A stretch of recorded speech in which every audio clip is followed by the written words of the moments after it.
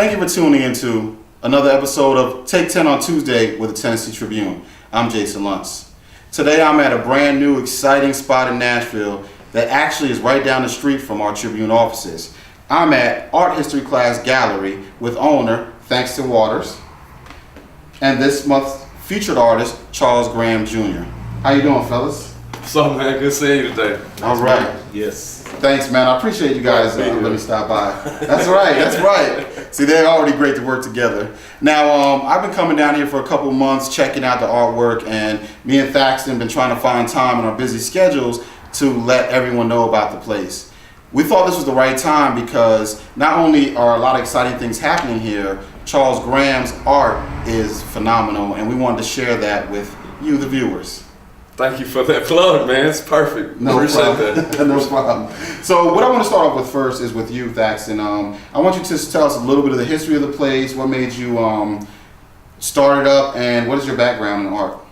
Well, I've been drawing and painting my whole life, and the whole idea behind the gallery it's called Art History Class, and I took some classes at TSU in art history and everything, and what my idea is I want to focus on us. So what this place is basically paying homage to historically black colleges and universities and the students that come out of those art departments. So we're in the neighborhood of Fisk University, we're in the neighborhood of Tennessee State University, we're in the neighborhood of Meharry University, all within like a mile and a half of each other. So I said, let me focus on the artists that come out of those places and also the local artists in those areas, because the HBCUs in those areas, the neighborhoods that surrounding it were birthed. It was a lot of beautiful things that was birthed in those areas. So let me focus on those areas. So every HBCU I go to, that's what I'm going to be focusing on. The students that come out of those art departments or those drama or those theater departments and the neighborhoods that surround them. So. Oh, that's great. That's great. Now, Charles, you actually attended one of the HBCUs he mentioned, correct? Absolutely, Fisk University. Oh, great. Now, how important was it to you to be an artist from Fisk and to find a place like this? Well, Absalom, how I know Thaxton Waters, Absalom. Met Absalom 2005. And this place now is Art History Class, Lifestyle Lounge, Gallery. This place was a gallery then. It was under a different name. It was called Hebrews, and I kind of wanted to give him a business card as a fellow artist just in the area because I bumped into him, and who would have known that this place was right here. And so I brought him a piece titled Hebrews, and this has been the start of our relationship. Is just giving each other nods. I see him emerging out of this neighborhood, arising out of this place for years has been an immense struggle for him, and I see the beauty in this struggle, and it's paying off today for artists as myself coming out of this academic situation recently, graduating from Fisk, art major. This is the Sebastian utopian little place in the universe I thirsted for. Wow. So to have an exhibit here is definitely a dream come true because, like he said, it takes me as that HBCU grad, and also that neighborhood or street artist or local artist, immersed in black culture and blackness, to really, for us to get together, put our minds together and showcase, this is a monumental thing for myself and Thaxton and for the viewers, hopefully. Oh, that's great. Yeah, man. Now, so you initially, so you were here prior to you opening Art History Class. Was this like a studio that people worked at? Well, it was a store that was dedicated to DJ culture. So I had I sold vinyl records, I sold clothing, I sold books, it was everything, movies. So it was kind of like you come in and get like a movie about Bruce Lee and Foxy Brown and get a T-shirt with Stax Records on it, and get a vinyl record with Ohio players all in one go. So, but I had murals painted on the wall, and then as things started slowing down in 2008, 2009 with the economy and everything, I was like, how can I bring customers in? And somebody suggested to me, they said, why don't you paint? Because I had already been doing it, but I never painted on a canvas though. Oh, really? So somebody suggested to me that I paint, because every time I painted, it drew a crowd. So I was like, okay, sure. So that's what started bringing people back in. And my first work that I started delving in was Emory Douglas. He was the artist from the Black Panthers. Gotcha. So he did all of their newspapers, and he was the graphic designer for them. So I started painting his work and my homage to him, and people started loving it. So I was like, wow. So okay. So as things started really coming to a screeching halt with the business, the doors kind of closed, and it became just my studio that I just painted in. So I just started just painting. So from 2009 all the way to about 2012, this was just my studio that I painted in. So I accumulated and amassed so many paintings from working around town and doing live venues and putting up paintings in cafes and bars and shops around town that I said, well, I got enough to open up my own spot.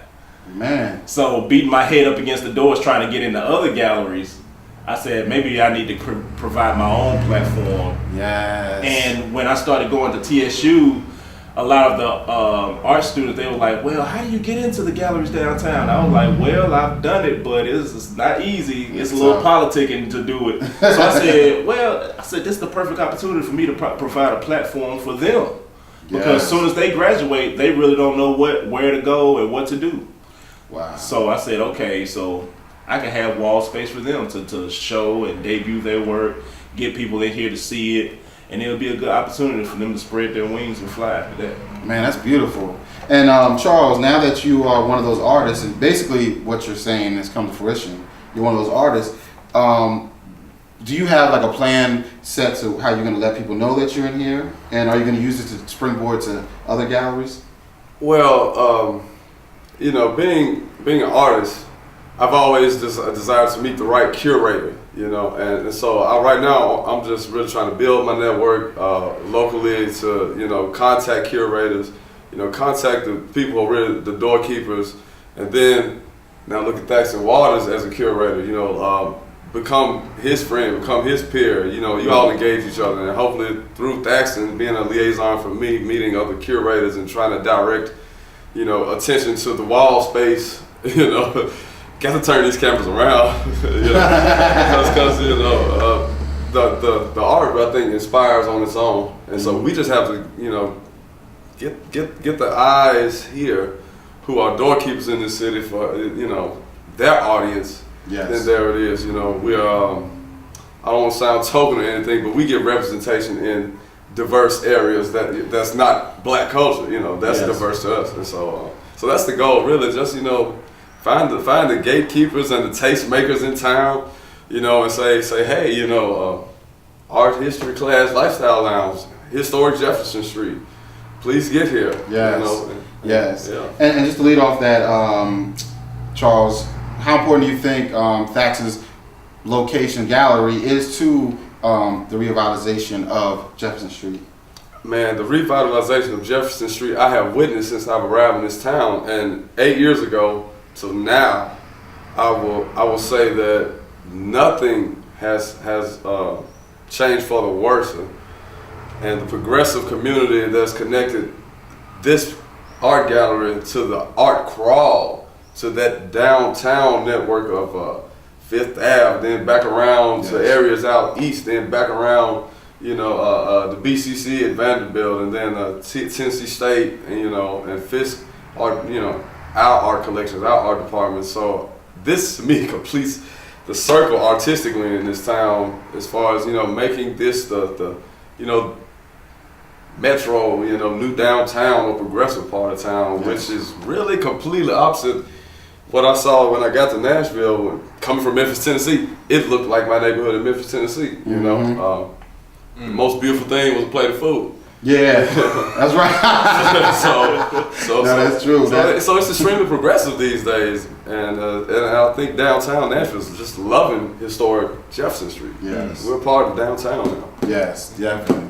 And Thaxton, I just want to leave with asking you to kind of build off what he said, and as a business owner on Jefferson Street and the downtown area, do you see a place for African Americans in this pie of Nashville? Because we hear nationally, Nashville's the it city, and we see the differences that has changed. I've been here 7 years and seen how much has changed overall.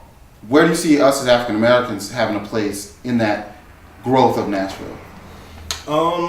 It's a beautiful time that we're living in. I see a lot of influx of people coming in from out of the state. So it's so ironic that I was looking up the word Tennessee, and then the Native Americans, they call it Tennessee, and it meant the meeting place. And it's connected to 9 other states. Yes.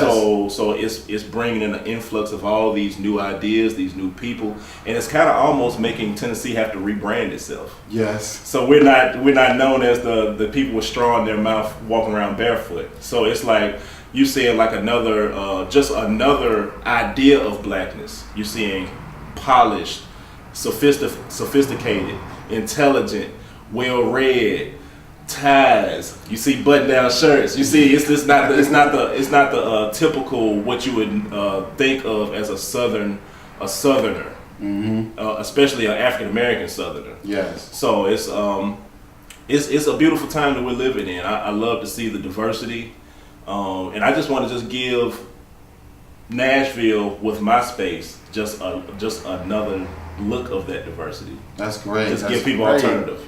That's great. Now, I just want to leave everybody. Can you give the address and the phone number here, and let us know how long Charles Graham's exhibit will be going? Yes. Well, the address is 1305 Jefferson Street. I always say right across the street from Knockout Wings. That's a landmark here in Nashville. And the number is 615-586-4376. Again, the name is Art History Class, Lifestyle Lounge and Gallery. And we're located on historical Jefferson Street. And you'll be able to catch Charles Graham Jr.'s work here for 45 days. We're going to do it all the way to the mid of August. And then we're going to be putting up another featured artist. He's going to be coming out of Tennessee State University. But his work is going to be here for the next 45 days. Also, you can catch it all the way till the second week of August. Great. Well, Tennessee, the meeting place. I like that. I just learned something new. And I really appreciate you gentlemen giving me your time today. Oh, thank you so much. Thanks a lot. Thank you. All right. Thank you. And once again, you've been tuning into Take 10 on Tuesday with the Tennessee Tribune. See you next time.